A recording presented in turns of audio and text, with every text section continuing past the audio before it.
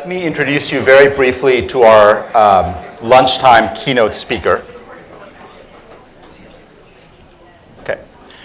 So Ron Klain is our keynote speaker for the lunchtime, and Ron is Executive Vice President and General Counsel for Revolution, LLC. But what he really has been somebody who's been deeply involved in running of our federal government for a long time.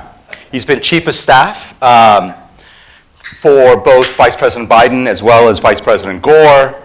And then in 2014, as the Ebola outbreak in West Africa was raging, as Ebola was coming to Dallas, and there was a sense that our government's response was not as optimal as it could be, as it should be, and President Obama turned to Ron to lead the government's response.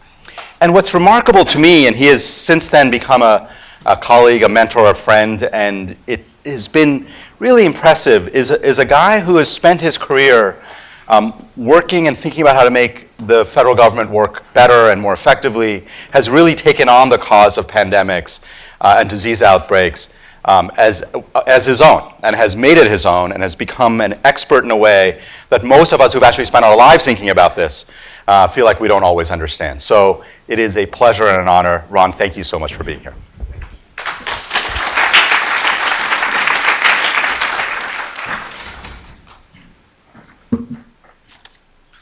Thank you, Ashish. Thanks for that introduction.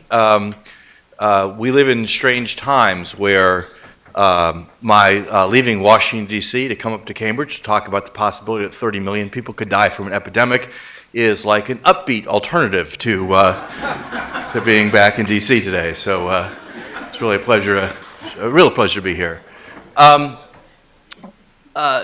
I also want to say that, as Ashish mentioned, in 2014 I took over as the Ebola response coordinator. I had no scientific background, no medical background, no expertise in the field.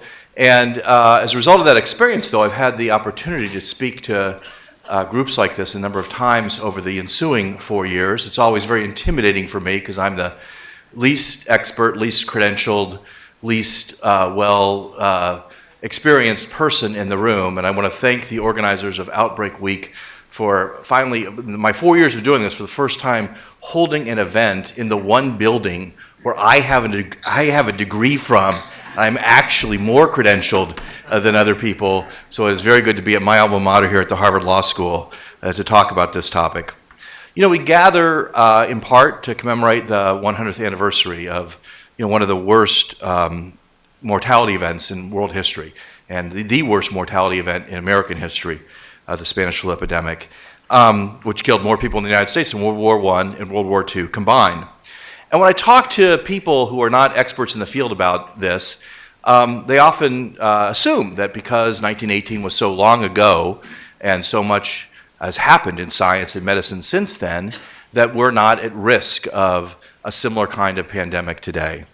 And of course, there are a lot of ways in which the progress in science and medicine have suggested, or it suggests that if we faced a similar kind of flu epidemic in the U.S. today, we'd have all kinds of tools. We talked about all morning, different kinds of antivirals and antibiotics that would make it less serious. And indeed, if you think even about the Ebola outbreak in 2014 and the progress that's been made even in the 4 years since then, we're seeing playing out in the DRC now, as scary as it is, as complicated as it is, as much as we're now worried about its possible spread to Uganda and the disease playing out in a crisis zone, all these things, even so, the progress in just 4 years in understanding how to manage the disease, in particular in the introduction of a vaccine and having 12,000 people vaccinated or more in that area, just shows that we are making progress and the world is a safer place in many respects. But I want to focus today on the ways in which the world is a less safe place than it was in 2014 and even than it was in 1918. And I want to talk about how the risk we face here is a real risk. Bill Gates' famous prediction that it's not a nuclear war or a terrorist attack or any other threat but a pandemic that has the highest risk of a single event that could take 30 million or more lives in the next few years certainly chills us all. And, as I said, the good news is the people in this room and your peers and colleagues around the world are doing so much to lower that risk and to decrease that risk, and are making progress every day on vaccines and therapeutics, diagnostics, tools, data analysis, all kinds of things to make that risk decrease. But there are ways in which the risk of a pandemic is increasing, notwithstanding that progress. And that is my focus here this afternoon.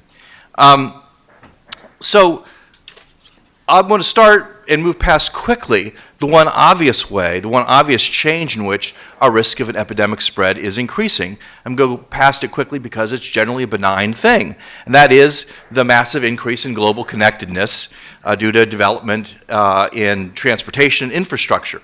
Way back in 1918, there were parts even of this country that never really saw a substantial Spanish flu outbreak because there are parts of this country that were so disconnected from other parts of the country, let alone other parts of the world. They were largely insulated from the spread of the disease.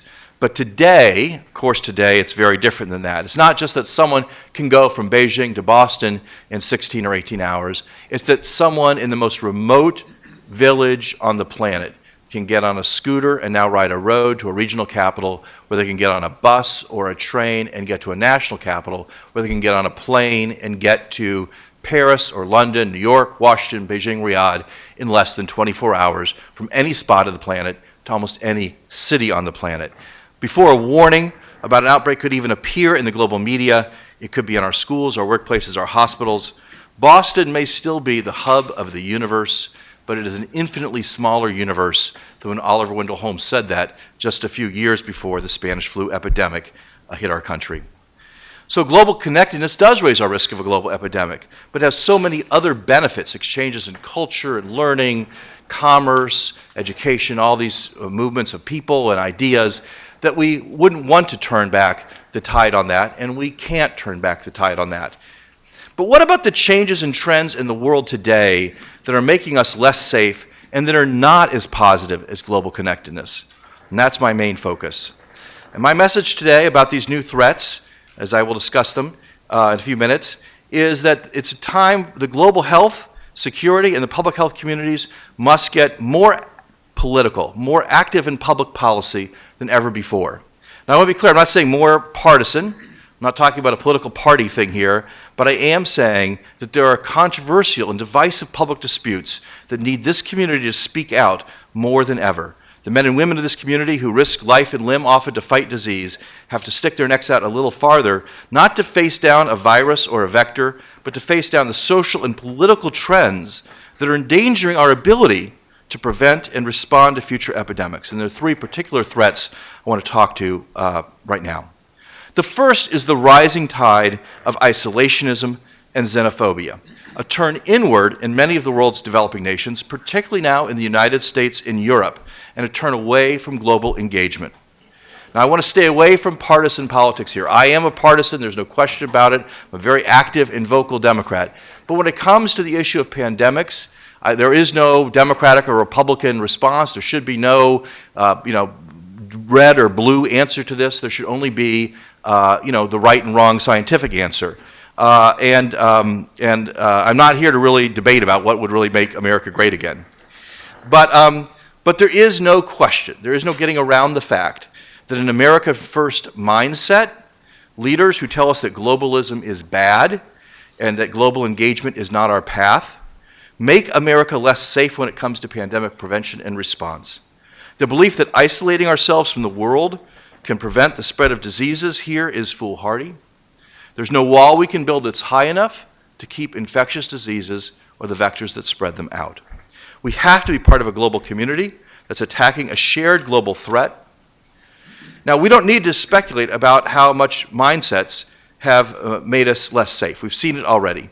In 2014, at the peak of the fear of Ebola in the US, a fear that by itself risked cutting off public support in our country for fighting the disease in West Africa, then citizen Donald Trump tweeted that President Obama's decision to medevac back to the United States Ebola fighters who had contracted the disease was, quote, stupid, and that these people should be left in Africa to, quote, suffer the consequences of their choices.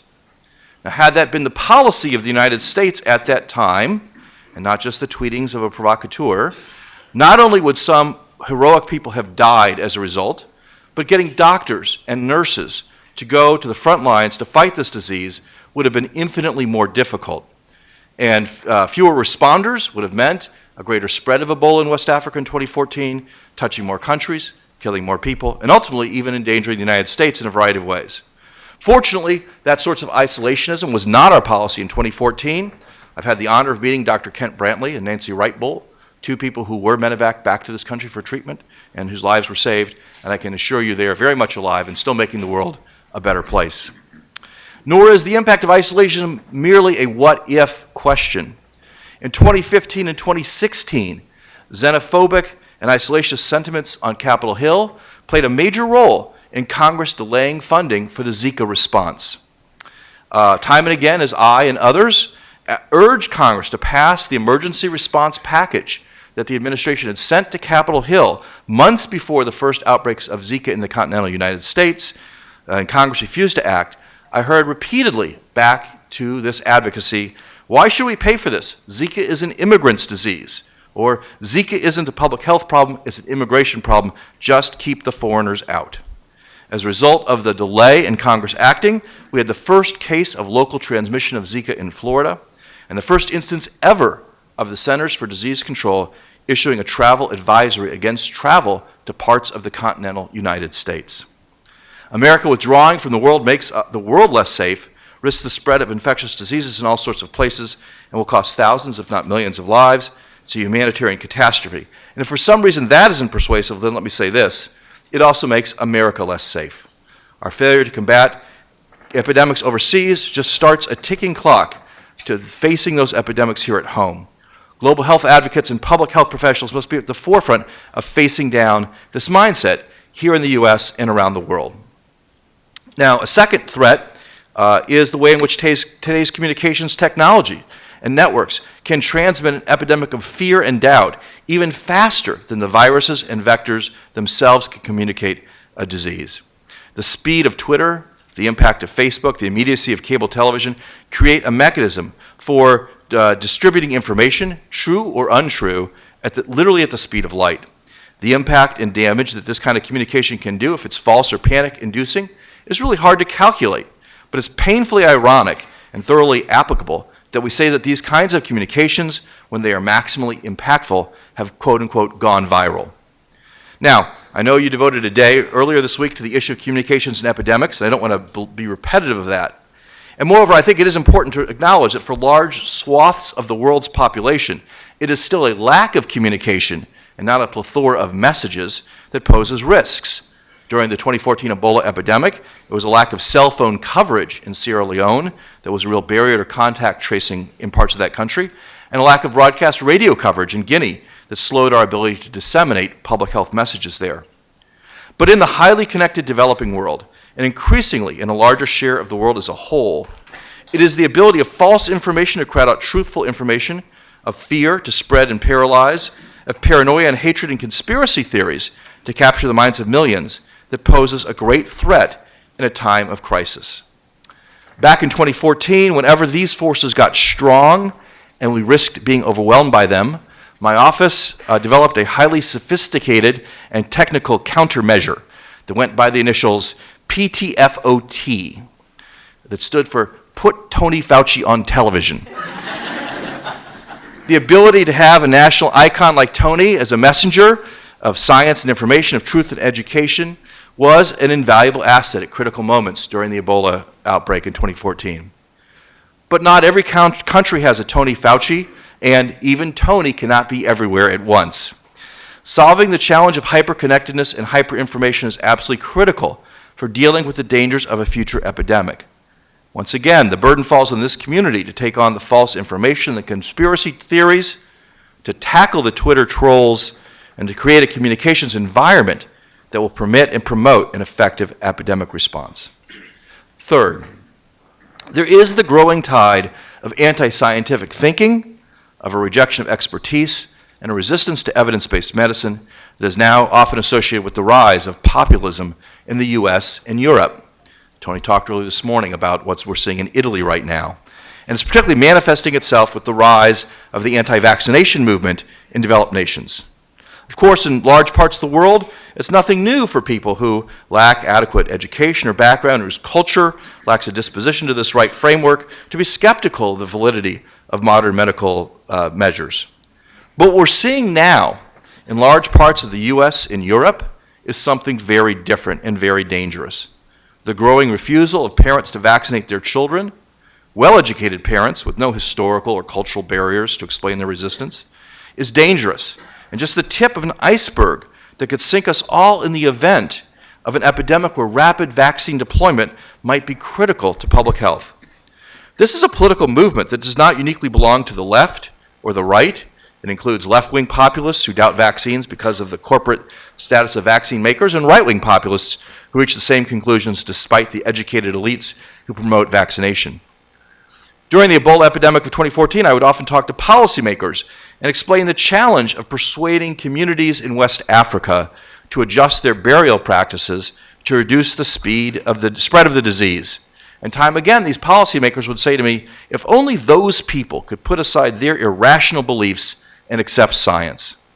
And each time that happened, I would point out that at that very same moment, in Southern California, here in the US, there was discussion of closing Disneyland because of a budding measles epidemic that was the product of parents in Orange County, California, refusing to vaccinate their kids. If only those people would put aside their irrational beliefs and accept science, indeed. So, in the face of these threats that raise our danger from epidemics, a growing tide of isolationism, the rapid pace of modern miscommunication, and the swelling anti-science populism, what can we do? What can those of us concerned about global health security do? And as I said before, I think the answer is that this community has to get even more political, even more into the policy arena. And as I said, I'm not talking about more partisan. In fact, I thought Heather's presentation this morning about what the Trump administration is doing on trying to combat some of these dangers was great. And I think there are good steps happening there. But, and this is not about one political party or the other. But we do need to match our investments and our focus on research and development, on things like CEPI, on vaccines and therapeutics, with an equal focus on changing heads and hearts and creating the political and social and policy framework where we can improve our efforts to prevent future epidemics and make any future response more effective and rapid. We have to match risk-taking and progress in treatment units and on the lab bench with the same sort of instincts in the public arena and in town square. And so let me close with 3 specific suggestions about my call for a more politically active global health movement in the United States. First, we need to continue to work with policymakers to get in place the legislative and the budgetary measures we need to make sure the U.S. is prepared to respond to future epidemics. This includes a much larger and fully scaled public health emergency fund, a reversal of the recent chipping away of the investments we made in 2014 and 2015 in domestic epidemic preparedness, making sure we have well-funded, well-trained, well-staffed infectious disease treatment centers and first responders. It means changes in the Stafford Act to allow the president to declare a natural disaster arising from an infectious disease outbreak. And most of all, it means a continued U.S. investment in global health security and assistance to other countries that are trying to improve their own response capacities. And we must emphasize that these commitments and these investments must be consistent and long-term, not episodic and crisis-driven. In the end, the best way to combat the dangers of isolationism and xenophobia is to lock in place policies that can overcome the consequences of these ills by institutionalizing and extending the U.S. commitment to combating health security threats around the world. And while advocates like myself can play some role in winning these battles, it's the voices and ideas of true experts like the people here that are absolutely critical. Second, beyond this work here in the U.S., which will have positive impact here and around the world, we must be the vanguard of building out and improving our global response system. Right now, as everyone in this room knows all too well, when an outbreak occurs in a country that has a weak national health system, the global response relies upon the WHO and a network of courageous and amazing, but nonetheless private and voluntary NGOs. This exceeds the capacity of the former and leans far too heavily on the latter. A hat is passed, government's throwing some money, it is chaotic, it is ad hoc, and if the crisis were truly substantial and posed a global risk, it is insubstantial and inadequate. Yes, the WHO is doing a better job today with new leadership and more transparency, but as we're seeing in the DRC right now, When it encounters security and political obstacles, it often must cease operations. We need a robust white helmet battalion of responders who can operate globally and power an epidemic response in any country under any set of circumstances. We need better international cooperation and information sharing so that all nations have visibility into what vaccines or therapeutics are being administered in an outbreak response.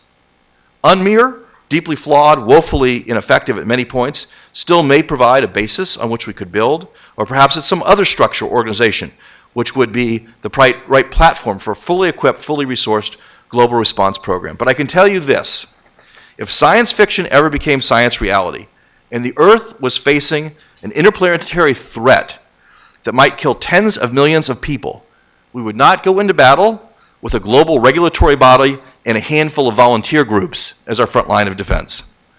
So however it is structured, however it is assembled, we cannot square the knowledge that we face a pandemic threat of that significance, and then when that threat arrives, intend that it be met by the WHO and a series of NGOs.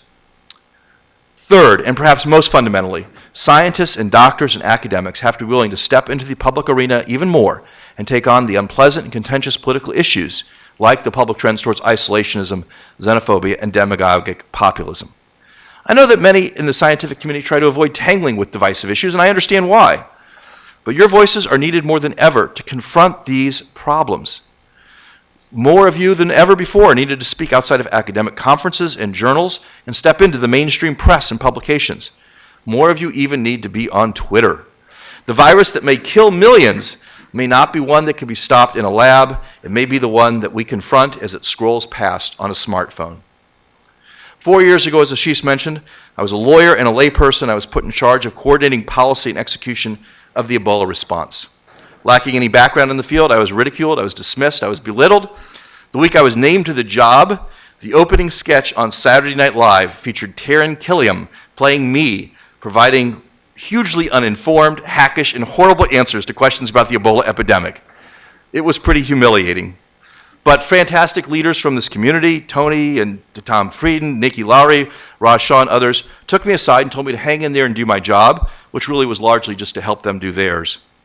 Now, today, I'm telling you that everyone in this room needs to face the criticism and the controversy, the unpleasantness of public life, to step into the halls of Congress, the offices of the executive branch, and the many dimensions of the public arena to win passage of the policies we need to confront the social and political trends that are making global health less secure. Once again, the men and women in this room and in this community must go to the front lines, confront the danger, and help make us all safer. Thank you very much.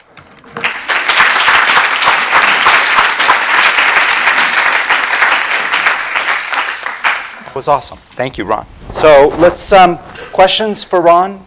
If people want to come up, and if it's okay, while people are coming up, I'm going to ask you a question. Please.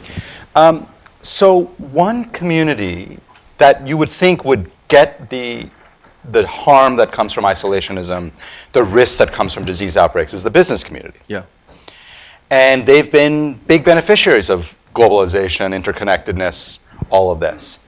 And yet, when we've seen this political tide change in the last year and a half, 2 years, there hasn't been, at least in my mind, there's been a little rumbling. So the question is, where is the business community in the broader issue? And then to what extent do they recognize that when there is a disease outbreak that is made worse by isolationism, it's their bottom line that's going to be hurt, it's their workforce that's going to be disrupted, their supply chain that's going to get messed up. Do you have any thoughts or sense on where that community is in all of this? I'm somewhat tempted to say 2 words, tax cuts.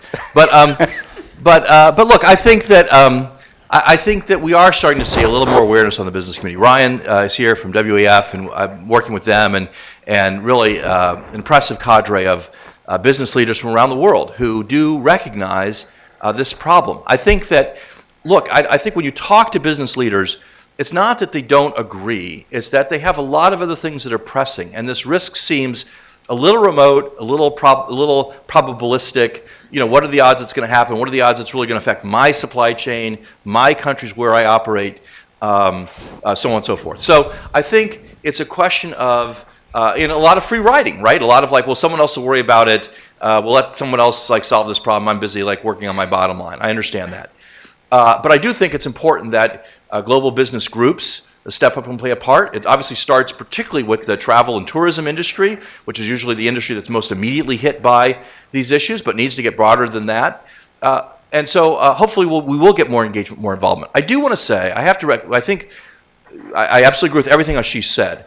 On the other hand, I do think we have to recognize the enormous pouring of resources and help that came during the Ebola response from the private sector, whether those were technology leaders in California who wrote large checks to the CDC Foundation, which made a key difference in powering the early days of the response, to the shipping industry, which brought tremendous amounts of personnel and materiel to West Africa to make this happen, to all sorts of other sectors, including the industries in West Africa themselves that largely shut down operations and still paid their workers to get people to go home and not aggregate in a concentrated area. So I think the business community can do the right thing. I think it often does the right thing, but I do think we need more engagement on these broader issues. Great.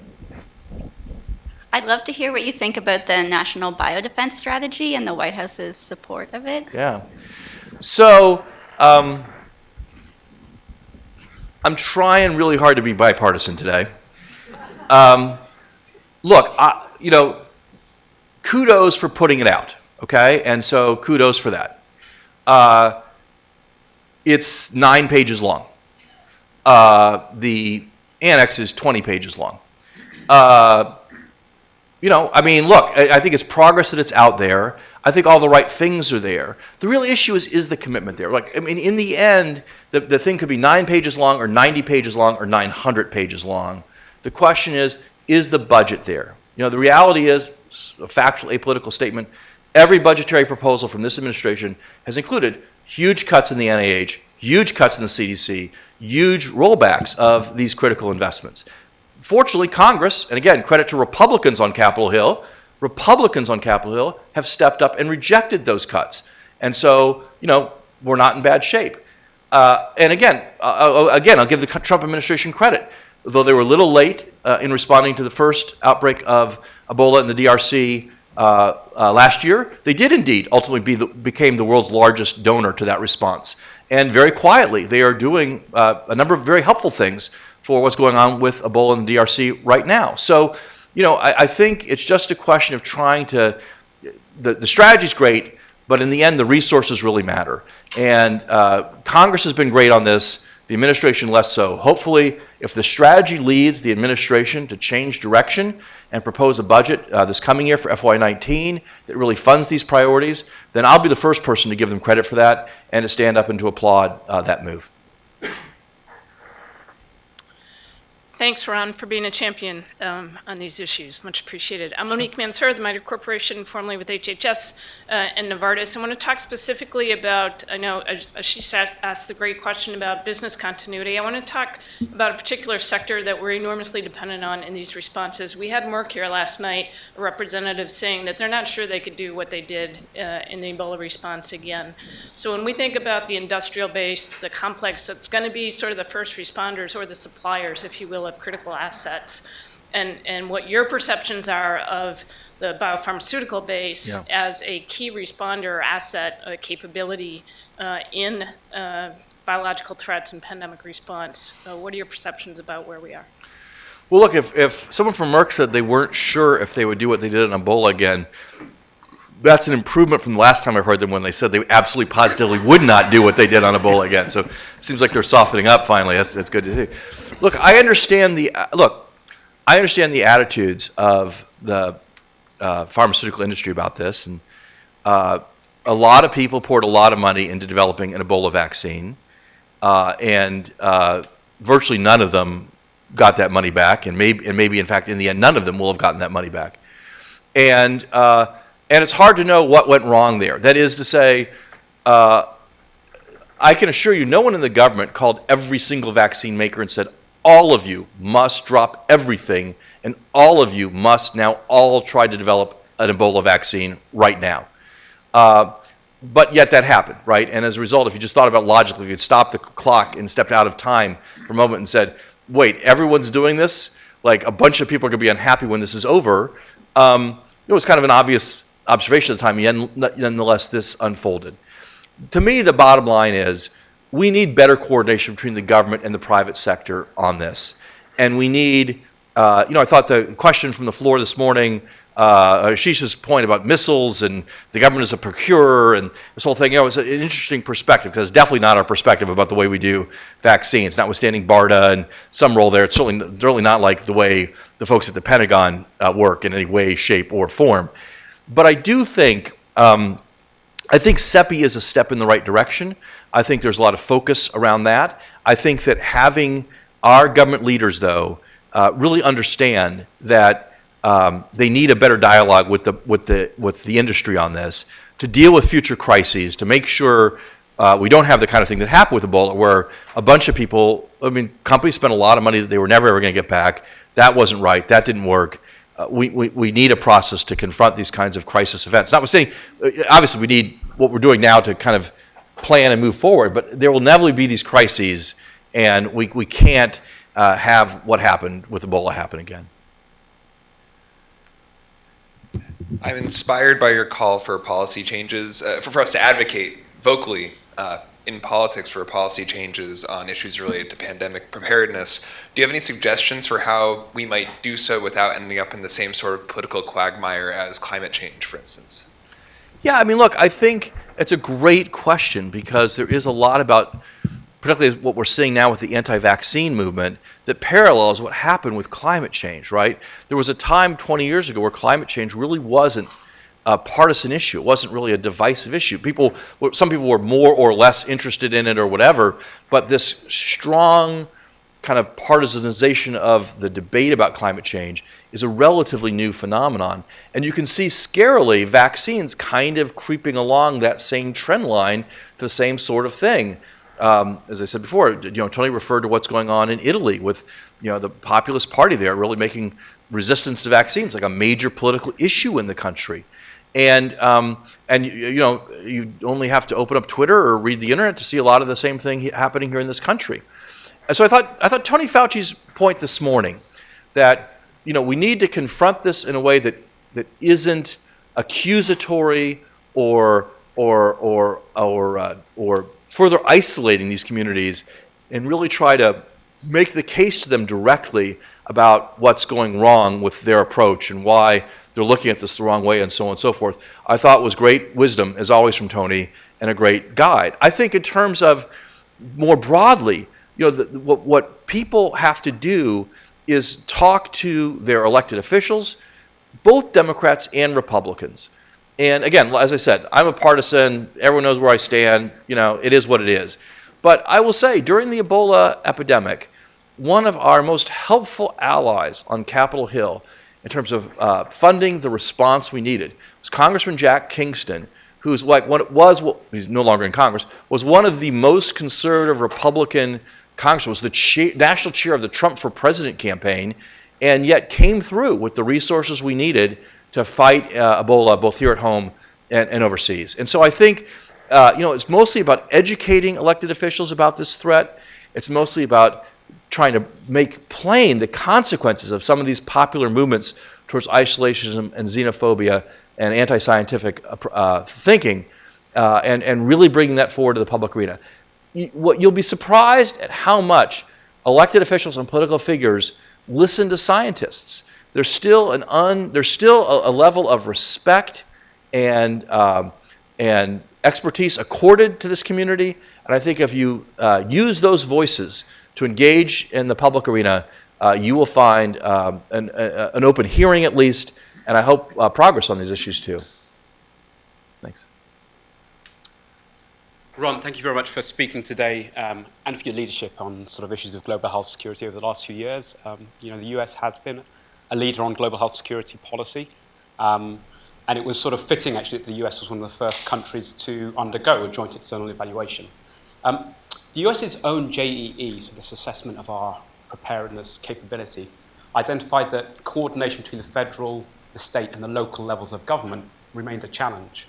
So, given the context that you've set today about that increasing polarization that we're seeing, how do we get the politics of this right, in particular that relationship between the federal government and coordination at the state level for public health security? Yeah, so, as Ashish mentioned, I was the White House Ebola response coordinator, and for some crazy reason, people said I was the Ebola czar. And I can tell you, I never felt as un-czarish as when I was trying to deal with state and local officials on matters of the Ebola response. I would sit in my office in the White House, and I would often call state public health officials, and they would assure me that I had absolutely no influence or control over what they were doing, no matter what office I was sitting in, and no matter how close I was to President Obama. And look, we have a highly diffuse, highly diverse healthcare system in the United States. We have regulation at all levels of government. We have a public and a private system. We have for-profit and non-profit players. And that makes dealing with something like an epidemic response really, really, really hard, right? You just can't, even, I'm telling you, even if you work in the White House, you can't pick up a phone, push a button, and make things happen. That's not the way the American system works. However, it also makes our system really, really resilient, because it means if something bad happens with one place and one set of actors, it doesn't affect others. So let me illustrate the point this way.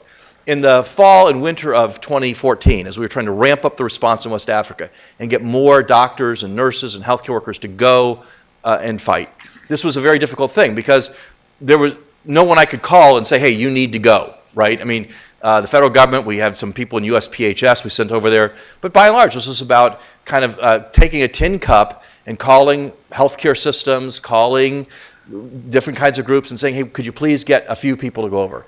And every week during the response, I'd do this status call with my counterpart in the United Kingdom. And he'd say, well, how's it going? And I would say, well, you know, I made 52 calls. I got like 3 doctors from Kansas, and I got 2 nurses from St. Louis. And I'd say, how's it going for you? He said, well, I called up the National Health Service. They're sending 50 more people over. Wow, you have a much easier job than I have. And it went this way, right? Like the entire fall and winter, right? And I was like, whoa, our system's horrible compared to that. This is a disaster. And then, sadly, one of those NHS nurses came home with Ebola. And the entire NHS the union for the NHS shut down the response. They sent no one else. And at that moment, the beauty of our diverse, diffuse, non-command and control system kicked in. And we were able to step up and send people from all kinds of other places too, because there was no one person that could say yes, but there was also no one person that could say no. So our system is our system, and it's not going to change.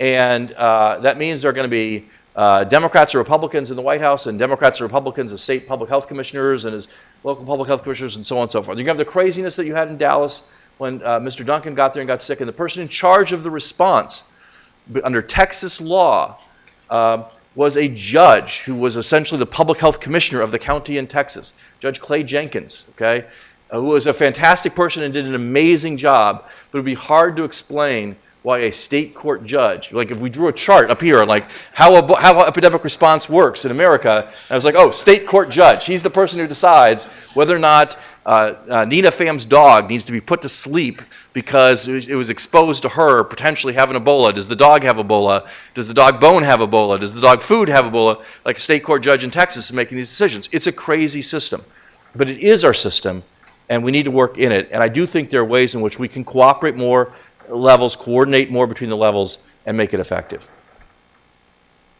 Great. Yeah, go ahead. So one of the topics that has come up a lot over the course of Outbreak Week, especially in some of the earlier programming, has been the idea of governance and good governance, which is a very broad, amorphous term.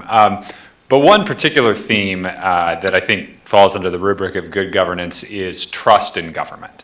And one of the things we've seen in public opinion, and not just recently, but actually over decades in the United States and many other countries around the world, is declining trust in all or nearly all social institutions. So this is kind of a two-part question. What do you think is the relationship between trust in government, in particular, I guess trust in the executive branch in the U.S. context, this is also an international phenomenon, and people's willingness to comply with public health guidance?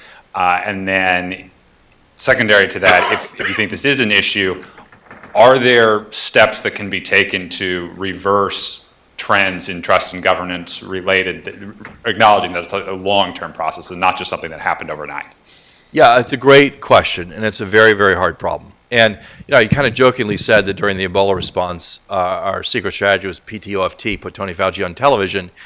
But having one person who had this kind of history and expertise, widely recognized, served Republican presidents and Democratic presidents, really made him a trusted figure and a trusted voice, and was a really critical aspect of communicating with the public.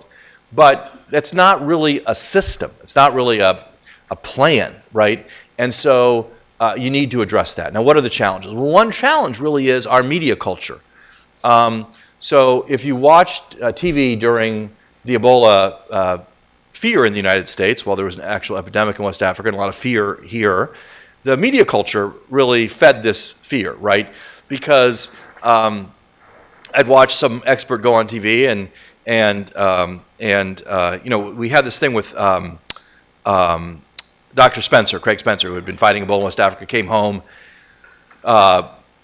wasn't sick immediately when he came home, found out he had Ebola 9 or 10 days later. The night before he found out he had Ebola, he had ridden the subway in New York. And so the experts would go on TV and they would say, well, can you get Ebola on the subway?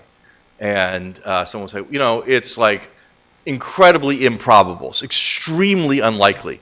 And the announcer would say, so you're saying you can get Ebola on the subway? I said, no, I just said it's like unbelievably unlikely, but you're saying it's possible. And he said, well, yeah, I mean, like, if like Dr. Spencer maybe was bleeding and he rubbed up against you on the subway, and so you're saying there might have been Ebola transmission on the subway last night in New York, right? And so, that is kind of our media culture now, right? Which is, a lot of hype, a lot of whatever. Now, what's the antidote for that? And it's something someone referred to earlier this morning, which I really think is a lot of community-based communications. Yes, it's awesome if there's a national figure like Tony Fauci. You can go on national television and reassure people. Fantastic.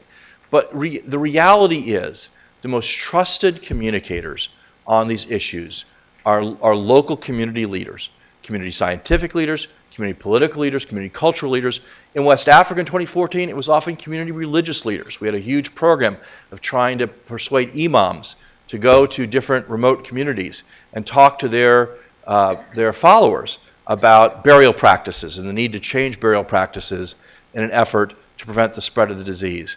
But I do think that the best antidote to this kind of rejection of expertise and rejection of authority is community leaders. People may not trust the folks in Washington anymore, but they do tend to trust their local leaders, their local clergy, their local elected officials, their local community icons, whatever. And so they have to really be the key communicators on a lot of this stuff. They play such a key role in this. So I have to say, I was one of those public health people who I got that exact thing on the subway right after. And ultimately, the tactic I switched to was not talking about probability, because I don't know how to talk about probability, but talking about my kids and saying, I would be fine with my kids riding the New York City subways today. And trying to make this much more personal as opposed to, because literally somebody cornered me into, would you be comfortable on a plane? And I said, sure, I'll be on a plane. And they said, is there no chance? I said, well, there's not no chance. Yeah. And then as soon as I said that, I was done. Because essentially I was saying was, everybody was exposed on the plane, and they're all going to get Ebola. Yeah. So it's an incredible communication challenge that those of us in the public health world have not been trained in how to deal with. We talk in probabilities, this is low likelihood. There's a 1 in a million chance. Well, that sounds high to some people. Yeah. Thank you for this. Thank you for coming. Thank you for all of your leadership over the last 4 years. And thank you for your call for us to get more engaged. This was awesome. Great. Thank you. Thank you.